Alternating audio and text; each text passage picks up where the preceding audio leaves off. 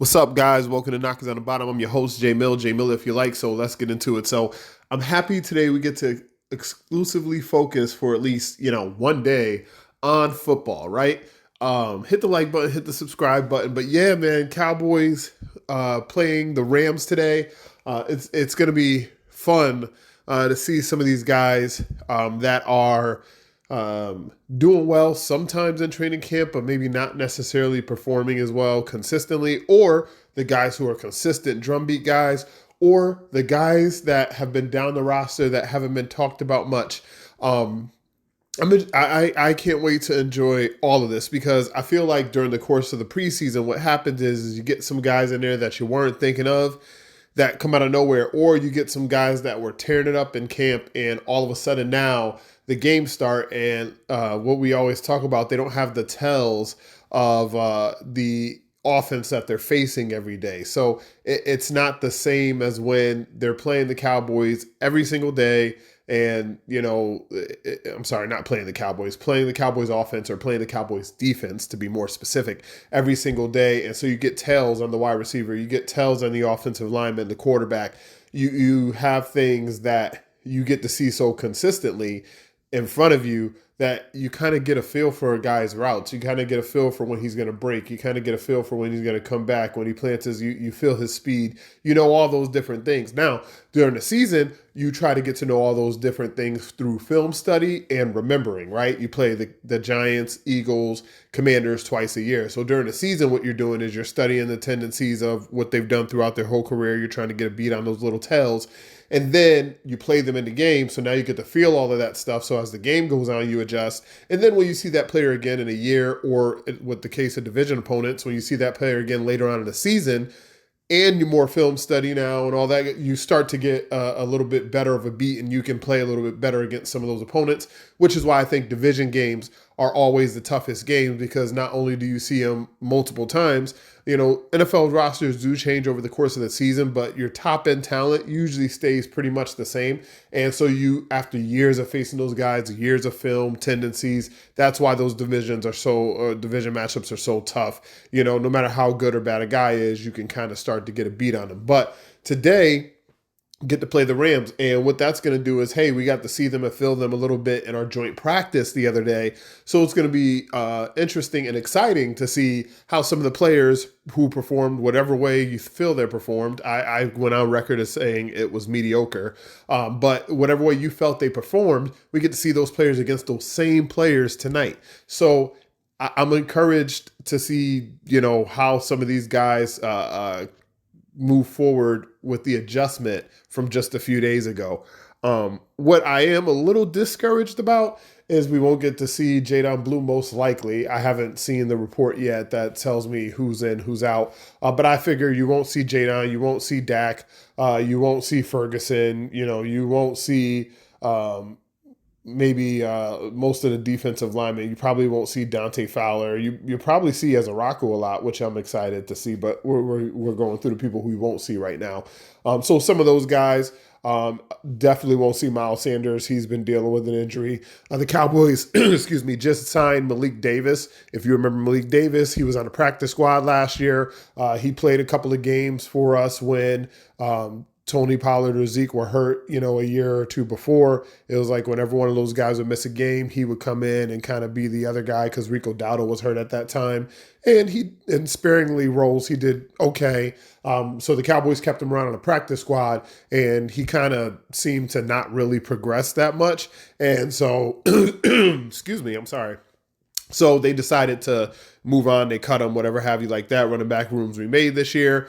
And with all the injuries, they decided to sign him. I don't think we'll see him today, but I think that's also going to be to get through the rest of camp as well, when some of those guys, because you don't know necessarily their timelines.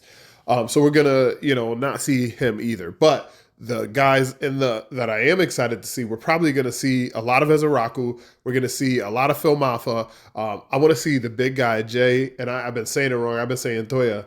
It's actually Toia. So Jay Toia, we're gonna get to see him. I'm excited. He's a huge guy.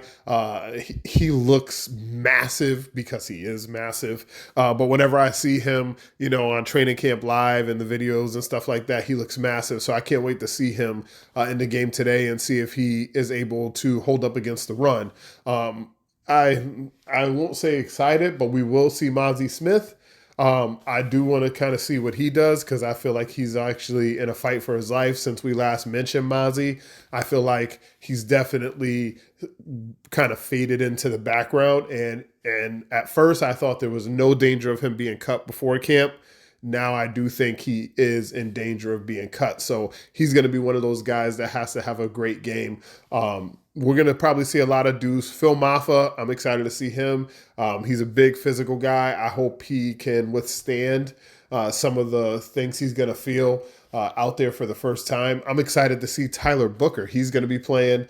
I want to see how he handles his first go of NFL speed because, yes, those joint practices were pretty physical and pretty full speed, but I want to see what happens now in a game where I feel like the speed is going to be just a little bit more and the physicality is definitely going to be more because they're going to be tackling to the ground. They're going to be screaming in there trying to, mollywop your quarterback. So there's going to be some things that'll happen here that I'm excited to see how Booker holds up with more physicality and him allowed to be more physical too.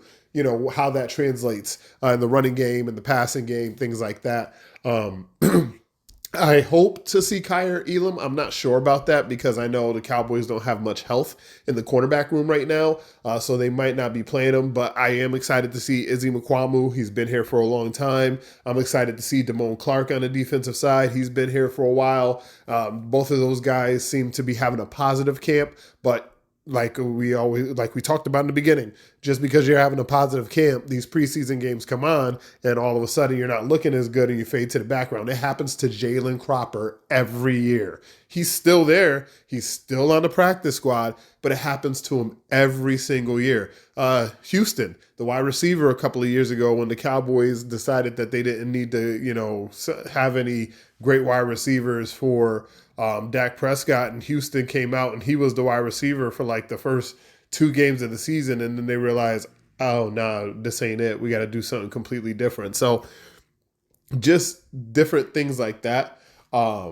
Excited to see because some guys are going to make it onto the roster that you wouldn't expect. And I'm not talking about a lot. We're going to have like a handful, right? We're going to have not Peyton Turner, although Peyton Turner could possibly play his way onto the roster, but I think the numbers at edge are a little too big. Perion Winfrey could be one of those guys that you see show up and because he's come on the last week or so of camp, but he also got here late. So maybe if he was here from the beginning, he'd be coming on for the whole camp. But he's been coming on the last week or so of camp. And then on top of that, if he does well in the preseason and continues that consistency, that's a guy that could play his way onto the roster. King Basote, he was one of those guys that, I'm thinking 7th round pick. He's probably going to be on the practice squad. And, then he's going to need maybe like a year or 2 to develop, and then he'll be able to hit the ground running. But he seems to show up in training camp. And he's a rookie, so he does have his fair share of losses as well. But I'm saying he's better than expected during training camp, during practice. I'm excited to see him against the Rams. So just those are the guys. Oh, Joe Melton. I'd be remiss if I didn't mention Joe Melton, Mr. Cannon himself, throwing bombs left and right. I'm very excited to see him because I just think of a few years ago when I was watching preseason football, or now at this point, 10 years ago, you guys probably know where I'm going with this. Romo's coming back from his injury, so he's not really playing in the preseason that much. And he's just kind of taking the practice reps, but that's about it. And we're having a battle for Jamel Showers versus this guy named Rain Dakota Prescott. And, they're battling for the 2nd and 3rd quarterback. And Jamel Showers is winning the battle. Jamel Showers at that point, they thought was a better quarterback than Dak Prescott. But, Romo, like I said, come back for injury, not doing too much in the preseason games. Jamel Showers ends up getting a little hurt. And I actually think Kellen Moore might have been there at the time as well, but he ended up being hurt. So now you have one Rain Dakota Prescott, and he comes out and he puts on a freaking show in a preseason game, and pretty much the rest is history from there. I mean, he started all of those games his rookie season, so it's not like when Dak came in the league, he had to wait a year or two or even a week or two to start because of what happened to Romo. Unfortunately, the rest is history. He got in that preseason game, showed out, started the season, showed out, and has not sat down unless it's been for injury ever since. So not saying Joe Milton follows the same path, but I'm saying knowing how quarterbacks can explode in the preseason, how it can translate into long-term career success, I'm happy that this may be the first step on Joe Milton's journey with the Cowboys that goes to that, because I really do think he has some serious potential as far as the combination of the different things that he has, the size, the athleticism, the arm strength.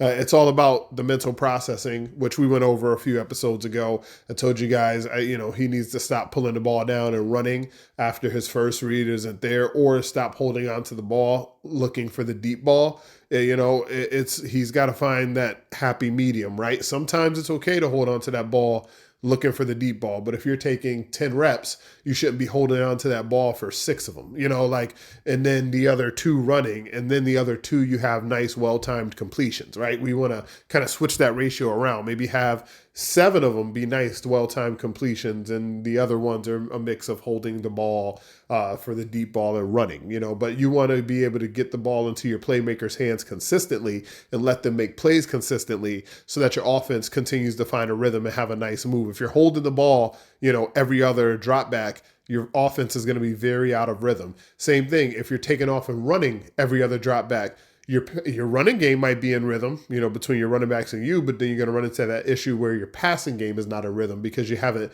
really developed timing on, these routes and confidence to throw to a spot and get it complete with the receiver. So I'm excited to see Joe Milton's growth in that aspect, and I think the preseason's going to be the best way for him to grow in that aspect. But also, these are practice reps I'm seeing, and I don't get to see every practice rep. There could be a bunch of practice reps where he's well-timed. At least that's the reports coming out of camp, is that his mental processing has gotten better, since camp has started till now. What you expect. This is what camp is for. Players to get better. Figure out who's on your team. Figure out who you were wrong about. Figure out who you were right about.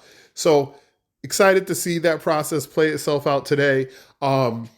I don't really do preseason scores, so it's going to be hard to predict the outcome because, I could see some of the things I want and the Cowboys still lose 45-17, It's going to be ridiculous. So, but that's all the time I got for you guys. Follow me on Twitter at jmilleriyl. You can also hit me up at knockersonthebottom@outlook.com, knockersonthebottom@gmail.com. Leave any comments below, anything you want me to cover, specific questions you might have. But looking forward to seeing the game today, and I'll be here to break it down afterwards. And we'll get our first time to have some film session from the 2025 season very, very soon. So once again, thank you guys for tuning in. Love you guys. Until next time, I'm your host, J Mill. J Mill, if you like. This has been Knockers on the Bottom. Peace.